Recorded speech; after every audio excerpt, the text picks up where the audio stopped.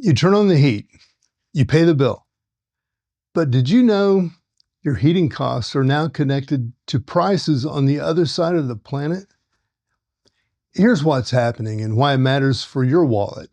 In the next few minutes, you'll learn why American natural gas exports work, why they can push your bills higher, and what the race to power AI data centers has to do with all of it. I'm Mark Roach, petroleum engineer, 30 years in this business. This is FutureWise Energy, where we try to make sense of energy so you can make sense of your bills. Let's start with the term that you've probably heard, LNG.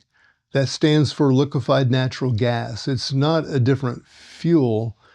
It's the same natural gas that heats your home or powers your stove. The difference is what we do with it. To ship gas across the ocean, you can't use pipelines.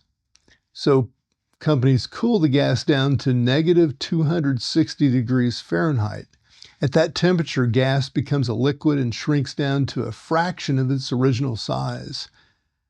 Now it fits on a ship. That's LNG. 20 years ago, America barely exported any natural gas. We thought we were running out. And then came a drilling revolution, horizontal drilling and hydraulic fracturing, often called fracking. Well, then the U.S. became the world's largest gas producer. We have more gas than we could use. So companies built massive export terminals along the Gulf Coast. Today, the U.S. is the world's biggest LNG exporter. We ship gas to Europe, Asia, and beyond. And here's what matters to you. When those ships leave, your gas market gets tighter. Think of it like a grocery store. Your local market has plenty of bread. Prices stay reasonable. But now, imagine that trucks start hauling that bread to other towns where they'll pay more. Your local supply shrinks. Your price goes up. Well, that's what's happening with natural gas. LNG exports those exports don't ship the gas in your store overseas, but they do connect America's gas prices to global gas prices. And when there's a cold snap in Europe or a shortage in Asia, that demand pulls on the same gas supply your utility company buys. So here's where you might say the rubber meets the road. About 43% of American electricity now comes from natural gas. Now that's the highest share ever. So when gas prices rise, your electric bill can rise too, even if you don't use gas for heating.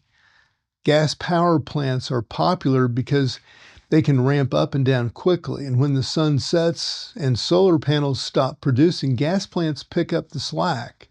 When the wind dies down, it fills the gap. That flexibility makes gas essential to keep the lights on. Now, here's the twist nobody expected. Artificial intelligence is about to drive gas demand even higher. Those AI systems that everyone's talking about, ChatGPT, image generators, search tools, they all run on massive data centers, and those data centers need enormous amounts of electricity. How much electricity?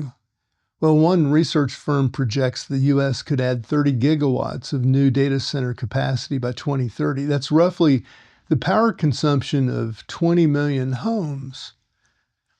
Another estimate suggests that data centers could increase gas demand by 8 billion cubic feet per day.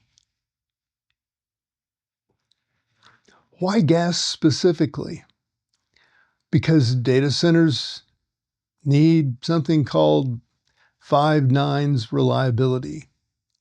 That means they need to stay running 99.999% of the time. Wind and solar depend on weather.